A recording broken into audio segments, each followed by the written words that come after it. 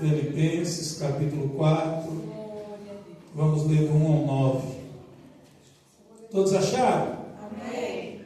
Portanto, meus amados e muito querido irmão, minha alegria e coroa está assim firme no Senhor amado. Rogo a Evódia e rogo a Sintique que sintam mesmo no Senhor. Peço também a ti, meu verdadeiro companheiro, que ajude essas mulheres que trabalharam comigo no Evangelho e com Clemente e com outros cooperadores cujo nome estão no livro da vida. Regozijai-vos sempre no Senhor. Outra vez vos digo, regozijai-vos. Seja a vossa inquiedade notória a todos os homens. Perto está o Senhor. Não esteja inquietos por coisa alguma, antes a vossa petição seja em tudo conhecida diante de Deus, pela oração e súplica, com ação de graça. E a paz de Deus, que excede todo o entendimento, guardará o vosso coração e os vossos sentimentos em Cristo Jesus. Quanto ao mais, irmão, tudo que é verdadeiro, tudo que é honesto, tudo que é justo, tudo que é puro, tudo que é amável, tudo que é de boa fama, se há alguma virtude e se há algum louvor nisso, pensai. E o que também aprendeste e recebeste, e ouviste e viste em mim, isso fazei, e o Deus de paz será convosco. Aproveitando que vocês estão de pé, 2 Coríntios, capítulo de número 10.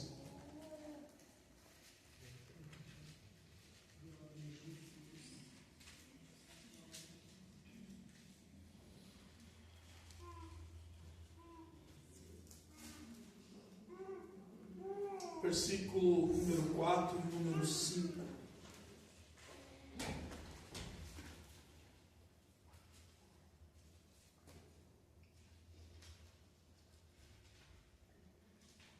Todos acharam? Amém.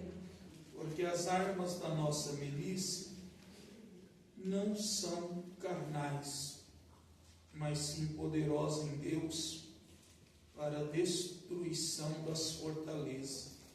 Versículo 5, 2 Coríntios 10, 5.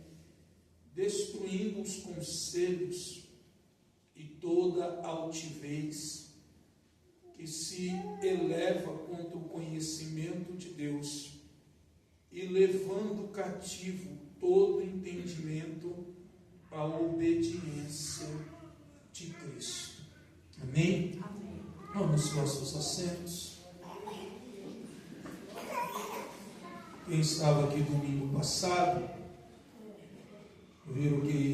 ouviram que a gente pregou em Eclesiastes capítulo 11, mas que a gente trabalhou muito o texto de Filipenses capítulo 4, falando a respeito de ansiedade, qual as causas, os sintomas, e que a ordem de Deus é que a gente seja sempre alegre. E continuando dentro do propósito que Deus colocou no meu coração, nós precisamos entender algumas questões nessa noite. Embora a gente até saiba disso, mas às vezes a gente se esquece.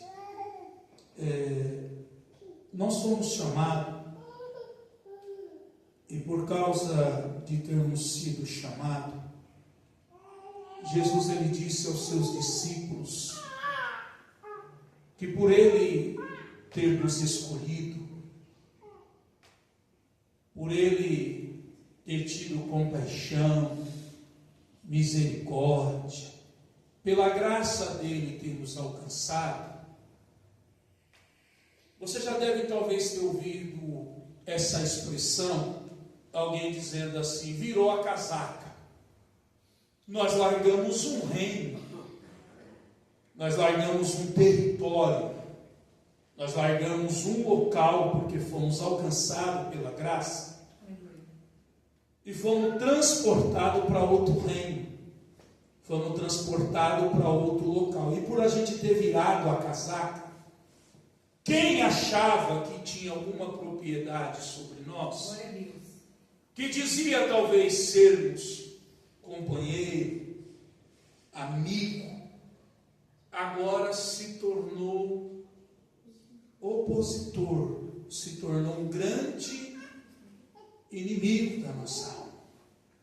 E Jesus diz que tudo isso aconteceria por causa do nome dele, porque ele nos escolheu, nós passaríamos a ser odiados.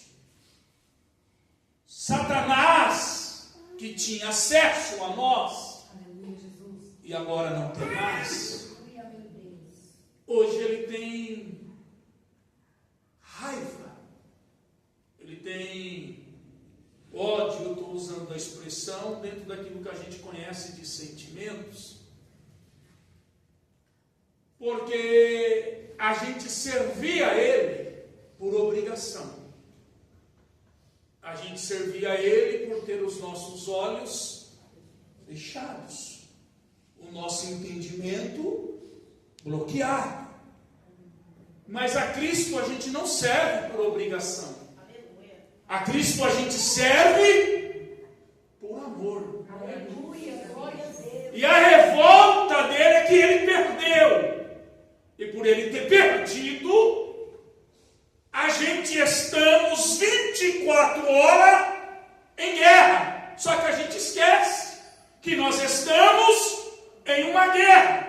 E a guerra não é carnal. A guerra não é humana. A guerra não é terrena. A guerra é entre a luz e as trevas. Entre o bem e o mal. Entre Deus, o céu e o inferno. Entre os filhos de Deus contra os filhos das trevas. E quando eu digo filho das trevas, eu não digo meu irmão que ainda não foi alcançado pela graça. Eu digo aos anjos que eram luz e foram caídos e hoje são filhos das trevas. Então nós estamos em guerra. Nós estamos em uma grande batalha.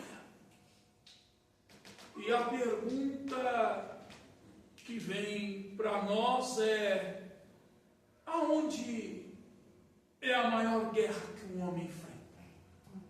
Essa é uma das perguntas que nessa tarde eu fiquei meditando. Aonde as maiores guerras são travadas? Aonde as maiores batalhas que um homem enfrenta? Eu não sei se seria isso, mas eu vim dizer que o homem é aquilo que o homem pensa. Eu vim te dizer que você é aquilo que você pensa. E eu vim te dizer que pensamentos errados vai levar a sentimentos errados. E sentimentos errados vai levar o homem a ter comportamentos errados. Aleluia, Deus. Então, aonde a nossa batalha é travada? Aqui. A nossa luta é aqui. Por isso que a Bíblia vai dizer que as más conversações corrompem os bons costumes. Há um ditado que água... Você não conhece? tanto alguém dizer para você, de tanto alguém falar algo para você constantemente, e se for algo negativo, aquilo vai criar em você uma grande influência. E você vai acreditar que realmente você é aquilo que estão dizendo. Eu vou usar um exemplo e vou entrar no texto de Coríntios, depois nós vamos falar sobre o capítulo que nós lemos de Filipenses e eu termino a mensagem. Olha como isso é muito sério. Vocês acham que um elefante ele tem força para quebrar uma corrente? Por que ele não quebra? Eu vou te explicar por que ele não quebra. Porque quando ele é pego de bebezinho, de criança, colocam-se uma corrente forte no pé dele, bate um pino de ferro no chão e prende ele com uma corrente forte. Por várias vezes ele tenta sair. E quando ele não consegue sair, cria-se nele uma ideia que aquilo que lhe prende é mais forte do que ele. Ele cresce, se torna um elefante adulto. E aí você vai ver no circo, aquele que treina ele entrar com um elefante com uma cordinha de varal no chão. Mas ele não quebra a cordinha de varal, porque ele tem na mente que por várias vezes ele tentou quebrar a corrente e ele não conseguiu. Ele acha que ele não tem força, que ele não é capaz de romper a corda de varal que o domina. Meu Deus. Porque por várias vezes ele tentou, então ele tem na sua mente lembranças das suas tentativas e dos seus fracassos. Então, na mente dele, aquilo que lhe prende é mais forte do que ele. Que é inútil se bater, que é inútil de alguma forma tentar sair daquilo que lhe prende. E aí você vê um homem entrando num circo com uma simples cordinha, levando o elefante para onde ele quer levar. O que está acontecendo na igreja de Coríntios? Paulo abriu muitas igrejas. Paulo foi o maior missionário. Foi alguém que Deus usou, que ganhou muitas almas. Mas de todas as igrejas que ele abriu, a igreja que Paulo mais amou foi a igreja de Coríntios. E a igreja que deu mais trabalho para Paulo foi a igreja de Coríntios. Algumas mães talvez já entendem, né? Parece que o filho que dá mais trabalho, parece que para os outros filhos, parece que é aquele que a mãe mais ama, não é? Assim era a igreja de Coríntios. Mas o que está acontecendo no capítulo 10 na igreja de Coríntios? Tem um grupo de irmãos lá dentro da igreja de Coríntios. Não é toda a igreja que está se levantando contra a autoridade apostólica de Paulo. Há um grupo de irmãos lá dentro que não respeitam o título, a vida do fundador da igreja, que é Paulo. E eles estão, de alguma forma, tentando influenciar a igreja contra a vida de Paulo. Depois você lê na tua casa com muita calma. Vocês vão ver eles dizer que Paulo é uma pessoa que tem dupla personalidade, ou alguém que é falso, alguém de um caráter que muda. Ele vai dizendo assim, o que Paulo escreve em cartas, Paulo é uma pessoa, mas presente Paulo é outra pessoa. E Paulo vai fazer a sua defesa. E Paulo vai escrever dizendo, não, realmente por cartas eu fui ousado, e melhor que por carta eu fosse ousado, do que ser ousado presencialmente ou na presença de vocês, porque na presença de vocês eu fui alguém que fui humilde, eu falei com vocês com mansidão. Paulo está querendo dizer assim, eu tinha autoridade para mandar, eu tinha autoridade para dizer, para ordenar, mas eu fui humilde de lhe pedir, de rogar, de suplicar. E aí Paulo vai trazer o assunto que está acontecendo, que parece ser físico na igreja de Coríntios, um grupo de irmãos que não reconhece a sua autoridade, que está inflamando a igreja de alguma forma.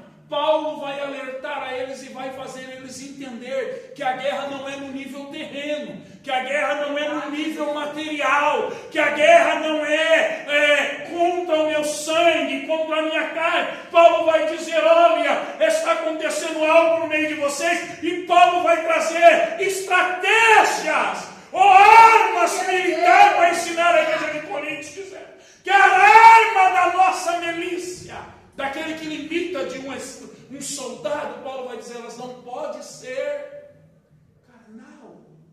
Aleluia, Jesus. Elas são armas espirituais.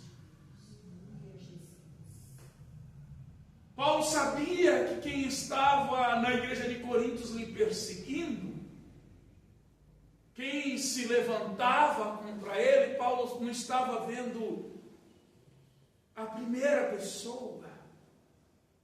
Paulo estava enxergando por detrás da pessoa. E nós temos dificuldade de ter essa visão. Nós temos dificuldade de enxergar por detrás das pessoas.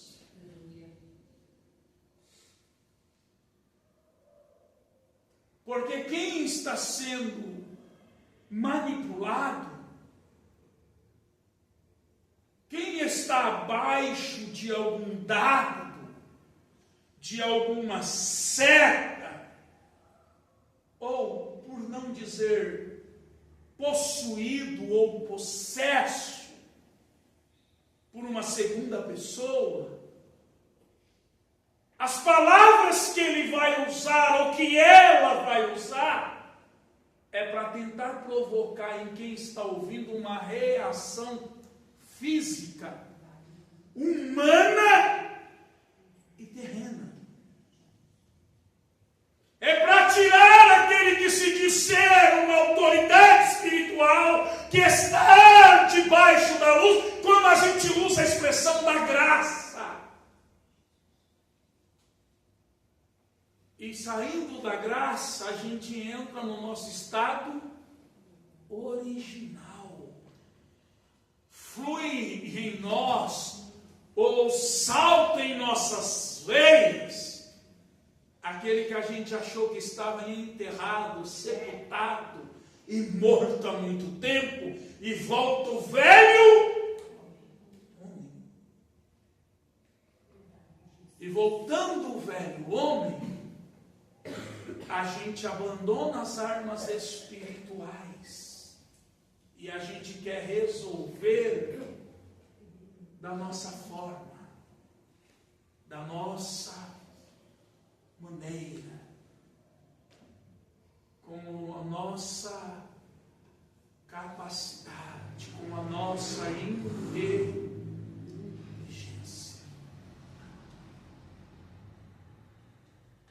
e aí o caldo engrossa.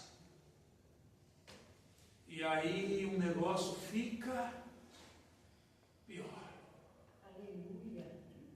Porque a gente vai tirar satisfação, a gente vai bater boca, aí a gente, para se defender, a gente passa a ofender.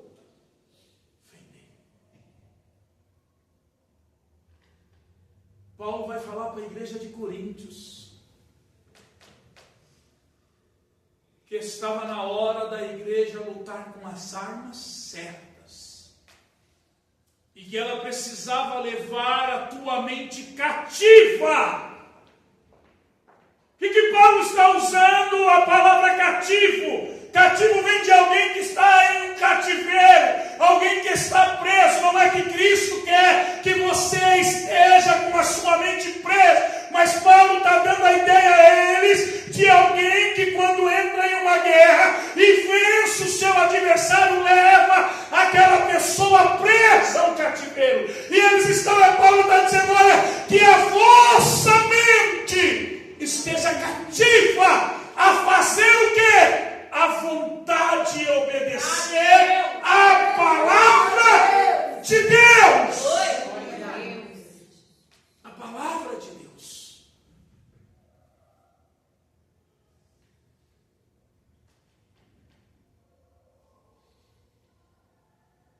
Precisamos entender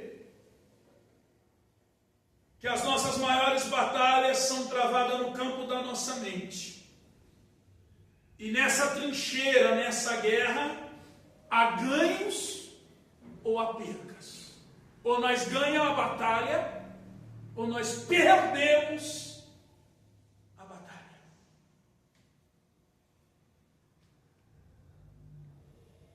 %92% de tudo aquilo que ocupa a mente das pessoas, que leva a ansiedades, são coisas imaginária e que nunca aconteceu.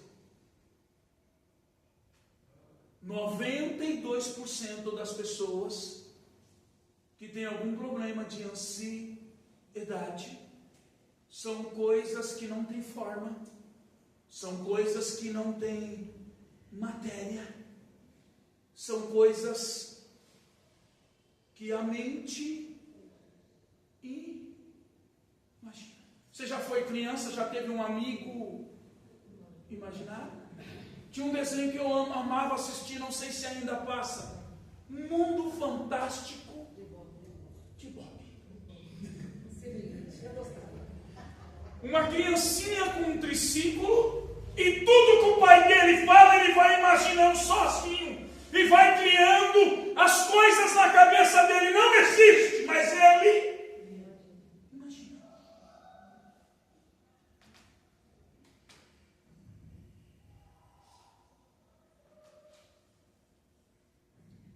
e a gente temos que tomar muito cuidado. Preste atenção aqui. Ei, vocês perceberam que eu estou falando da pastora de vocês? Vocês perceberam que eu estou falando de alguém que ora, que lê a Bíblia, que está todos os dias na casa do Senhor? E quem não está, como que anda a mente dessa pessoa? Com a faca na mão.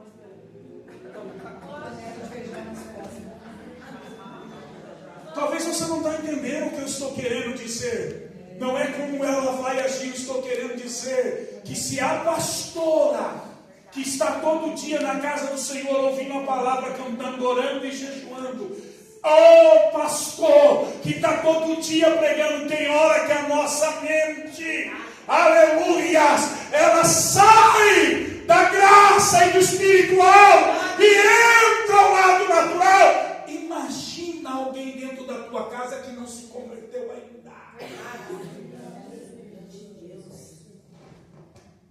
Imagina o filho que não é crente. Imagina o marido que não se converteu. O que passa na cabeça desse homem? O que o inimigo implanta na cabeça dele? É por por isso que algumas de vocês, quando ouvem algumas frases, diz assim, está louco. Já vai de novo para a igreja se encontrar com o pastor? Já vai de novo sustentar o pastor? Você que paga o aluguel daquela igreja? É você que faz isso? Você tem um amante lá, você não sai de lá. Não é assim? Nunca é por causa de Deus. Nunca é porque você realmente quer adorar ao Senhor. Que tanto você faz naquela igreja? Que tanto você ora? Não é assim?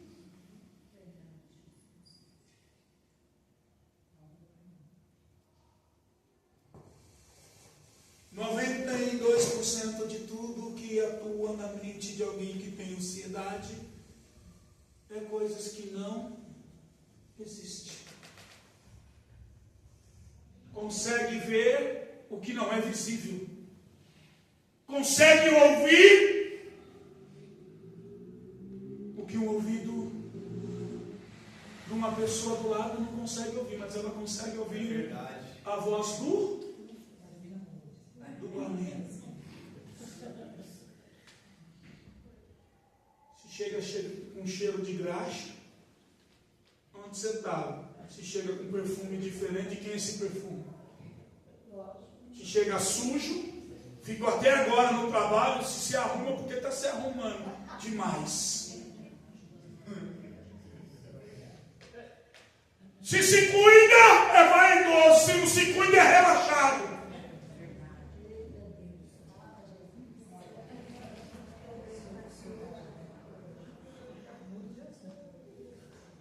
Se responde, porque não respeita. Se fica quieto, vai ficar deixando eu falando sozinho.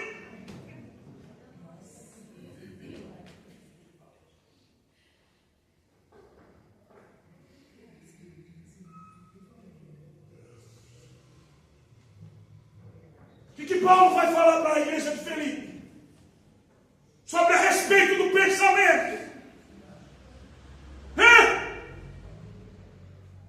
Sabe quem é a igreja de Filipe? Não é a que ele mais ama, mas é a igreja que mais ama Paulo. De todas as igrejas, a igreja que mais ama Paulo foi a igreja de Filipe.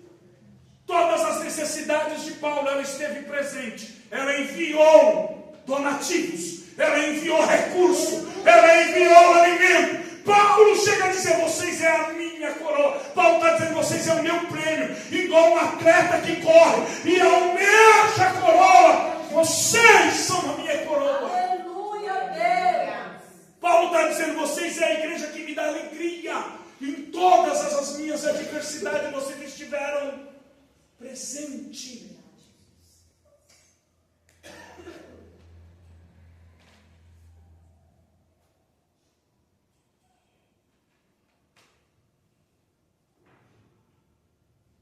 Eu vou abrir aqui um versículo para a gente trabalhar em cima dele.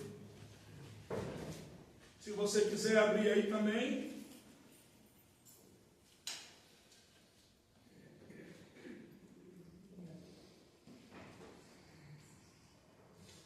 Aí ele vai dizer no versículo 6, não esteja inquieto por coisa alguma.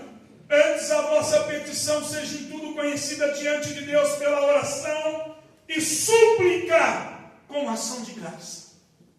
Aí ele vai dizer que a paz de Deus, que excede o quê? Todo, guarde os vossos corações e os vossos sentimentos. É Deus.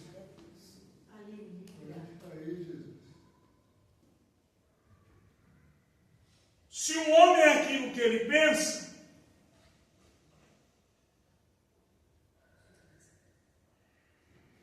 quando meus pensamentos são errados, os meus sentimentos vão ser errados e os meus sentimentos vão me levar a ter um comportamento errado. Então você viu aonde tudo começa? Você viu aonde está a maior luta? E por que Paulo vai escrever a igreja de Efésios?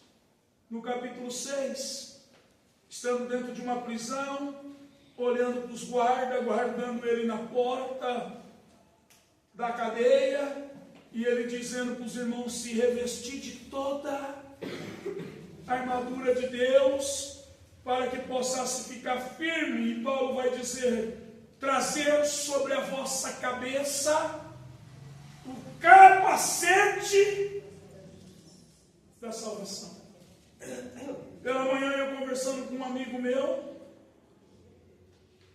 e ele conversando comigo que ele estava meditando em Filipenses capítulo 1, e eu disse para ele que se Deus permitisse eu iria pregar hoje em Filipenses capítulo 4, e ele às vezes usa uma expressão dele, isso é dele, um jeito dele, e ele diz assim: eu preciso estar orando porque eu já sou cheio de setas, vem seta para tudo que é lado, então eu preciso estar em constante oração.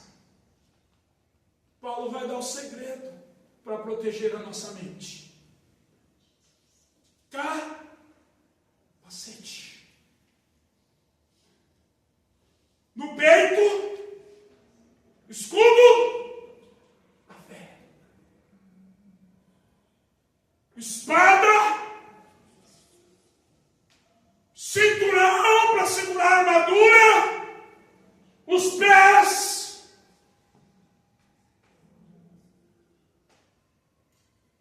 Observe que nem todos os aparatos que Paulo está usando são instrumentos usados numa guerra para atacar. Alguns são para se proteger.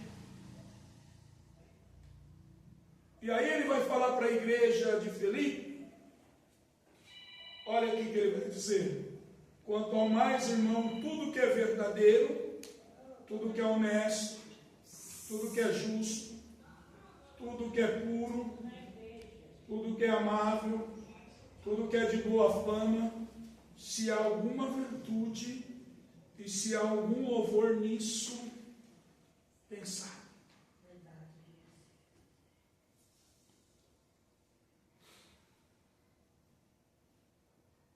Que hora começa o meu culto e que hora que o meu culto termina?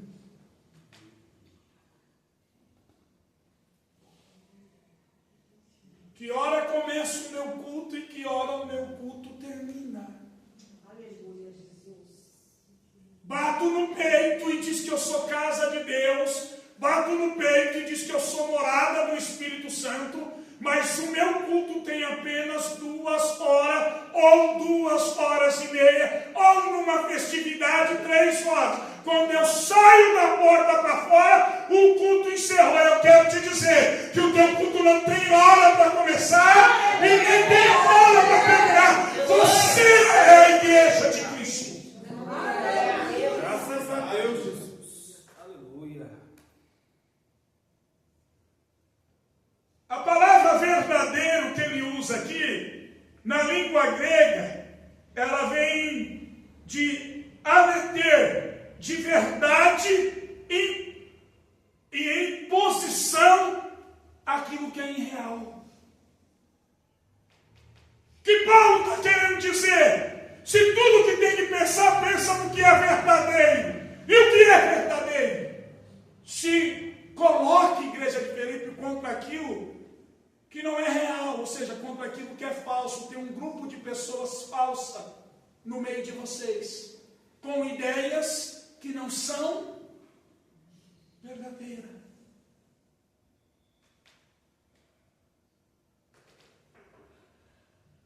Como é que eu passo a ter a mente de Cristo? Trazendo para minha mente aquilo que é verdade e usando aquilo para se impor contra aquilo que é falso, contra aquilo que é irreal.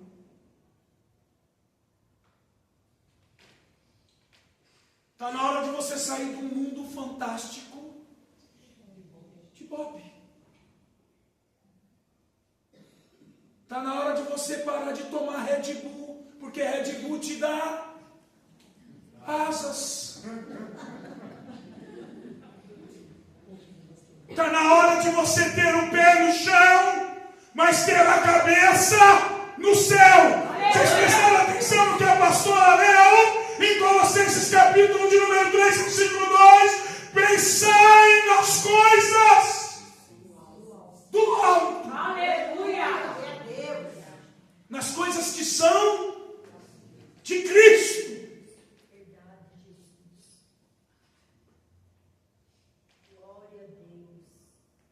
Está na hora de deixar aquilo que não tem substância. Segunda coisa que ele vai, a palavra que ele vai usar no versículo, respeitável. Vem de uma palavra grega, seminos, que traz a ideia de alguém que vive neste mundo com uma profunda consciência do que o universo inteiro é um santuário e tudo que ele faz deve ser um culto a Deus.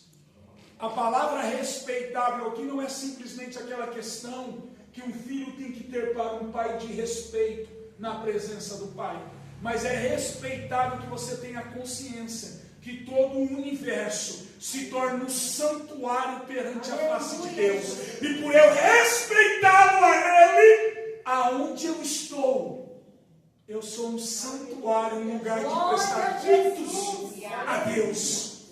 Então, quando eu estou no celular, eu tenho que ter respeito ao Deus que eu sirvo.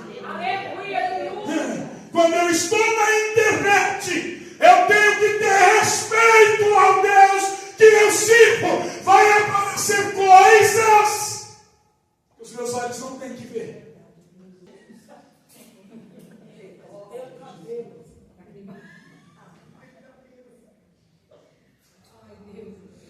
Respeitável aonde eu estou. Estou na feira, sou respeitável. Estou na fila do mercado, no caixa, sou respeitável. Mas minha mulher não está, mas eu sou. Eu contava isso para um amigo que está aqui, o irmão João. Fui trabalhar um dia com ele. Estou trabalhando, casei, cheio de dívida. O povo encheu a barriga no casamento, falou mal e foi para casa. E eu fiquei com os boletos. E arrumei um bico para trabalhar de manobrista. Eu trabalho no autoelétrico e arrumei na Avenida Itamaraty, em Santo André, no buffet. O pastor Israel conhece, o pastor Leandro. E aí, 2 horas da manhã, a pastora está estudando a revista da escola dominical para dar aula. Eu fui abordar, estava chovendo com guarda-chuva. Eu tinha que perguntar se servia o serviço de manobrista, que eu dirigia o carro, eu era manobrista. Mas mesmo que a pessoa não aceitasse, eu tinha que levar até a entrada do buffet debaixo do guarda-chuva. E aí um Monza verde de 4 portas, um senhor bem bêbado no volante, desceu a esposa dele, a filha dele e uma jovem. E quando eu abri a porta, que eu disse, boa noite, tudo bem? O senhor quer serviço de manobrista? Ele disse, não, só vim deixar elas aí. Aqui saiu, quando saiu, olhou e disse, que olhos bonitos. Presta atenção aqui, como as coisas sucedem. Eu estou 10 quilômetros da minha casa, eu estou na Avenida Itamaraty, a pastora está no meu quarto lendo a revista da escola dominical para dar aula. E quando ela disse isso, eu disse, moça, eu sou casado. E aquela brincadeira, eu não tenho ciúmes. Eu disse, olha, você está vendo essa aliança? Ela disse, sim. Eu disse, antes de eu ter uma aliança com a minha esposa, eu tenho uma com Deus, e Deus está em todos os lugares. Cheguei 4:30 da manhã, abri a porta. Quando eu entrei, a minha esposa disse assim, como foi a sua noite? Eu disse, uma tribulação. Ela disse assim, eu vi tudo. Eu disse, viu o que? Ela disse, Deus abriu a minha visão. Carro 4 portas, verde. A jovem falou do teu olho. Você apontou a tua aliança. Você disse que antes de me respeitar, você serve a Deus. 10 quilômetros de casa. E se o tonto aqui olha e diz, ela não está aqui. Ninguém aqui me conhece. Foi assim? Eu não fui estranho no filme. Só no portal, ó.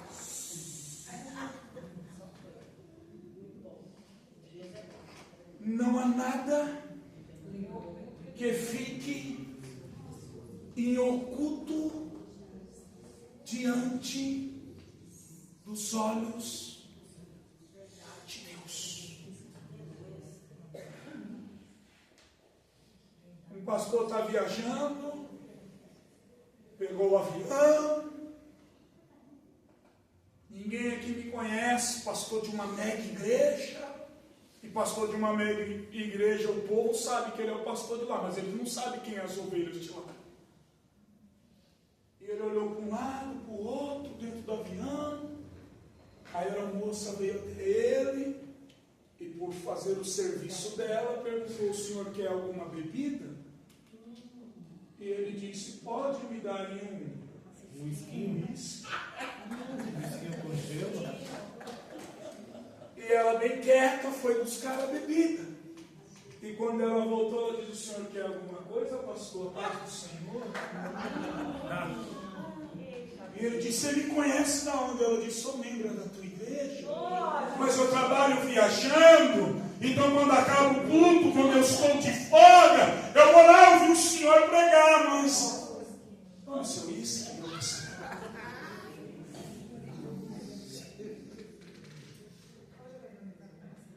Estou na escola, ninguém sabe que eu sou crente, na faculdade, na empresa.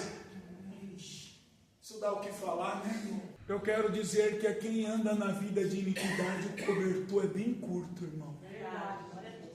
Não dá para cobrir. Não dá para cobrir. Tem que ser respeitável em tudo que é lugar. Tem que ter a consciência que no mercado, aonde eu piso, se torna santo, porque eu carrego o santo dentro de mim. Aleluia,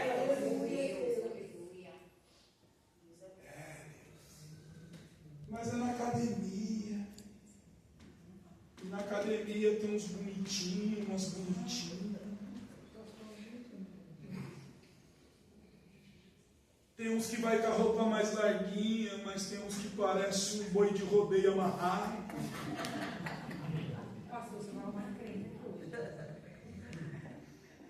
Tem umas que vai com uma roupa mais larguinha, mas tem uns que, se você olhar, vê até o cotovelo.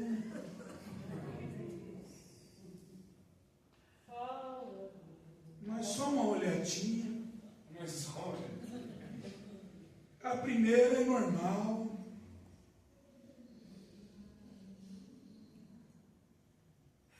Terceira palavra que ele manda a gente ter na nossa mente é justo. Vem do grego de kairos, quer dizer relação com Deus e com os homens. Por que você tem relação com Deus? Por que a gente se tornamos justo aos olhos de Deus? Por causa do quê? Tem alguém justo aqui? Por si próprio? Se tornamos justos por causa de quem? Então quando eu me torno justo, ou eu tenho que ter um pensamento de alguém justo, eu tenho que agir com alguém como Cristo agiu comigo. Quando Deus olha para mim, Deus ele tem compaixão de mim, por causa que eu sou justificado em Cristo. Por isso que a Bíblia diz: a maneira que tu medir, a forma que tu pesar, será pesado.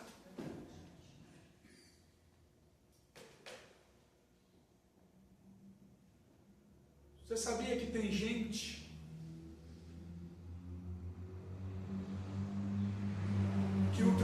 de Deus com ele é só com chicote?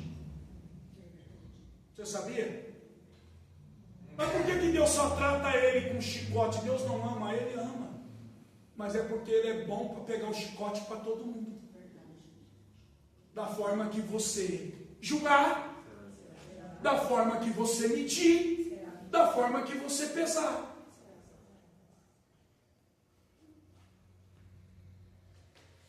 Você é duro, vão ser duro com você. Você é o sincerão. Você viu aquele ventilador? Vi, não presta, só tem 3 pares. Você viu o louvor? Ninguém canta, tudo desafinado, ninguém canta. Você canta o quê? Não canto nada, mas lá também ninguém presta. A forma que você medir, meu amigo, você vai ser medido.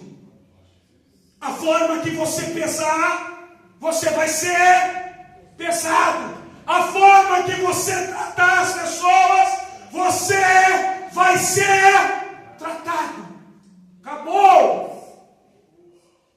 Quer receber amor e só planta guerra?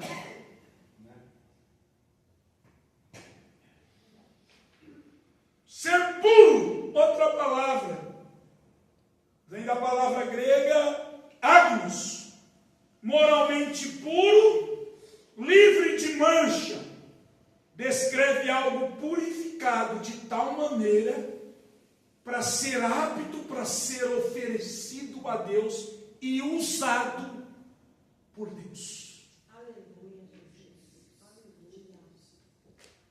Desculpe que eu vou falar para vocês aqui. Já tem um monte de Isaías em cima do púlpito, cantando com a boca suja, pregando com a boca suja, orando com a boca suja. E não é sujeira porque comeu um bolo de chocolate, ou porque o batom morrou, ou porque a maquiagem manchou, não. Suja porque fala palavrão, porque canta piada indecente, mas para ser usado por Deus, tem que ser puro, sem mancha.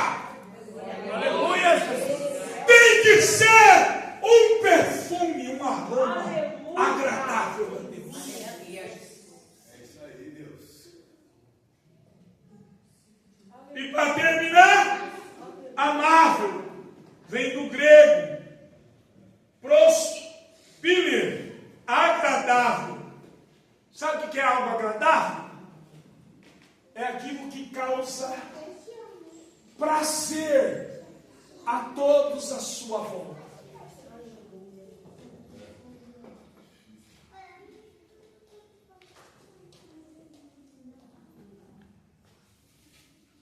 Agradável não é aquilo que causa dissabor a ninguém. Agradável é semelhante a uma fragrância.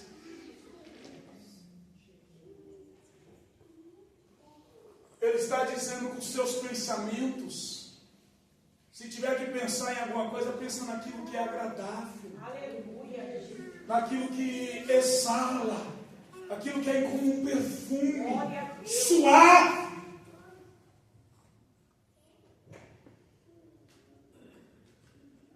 Mas às vezes a nossa mente nos trai.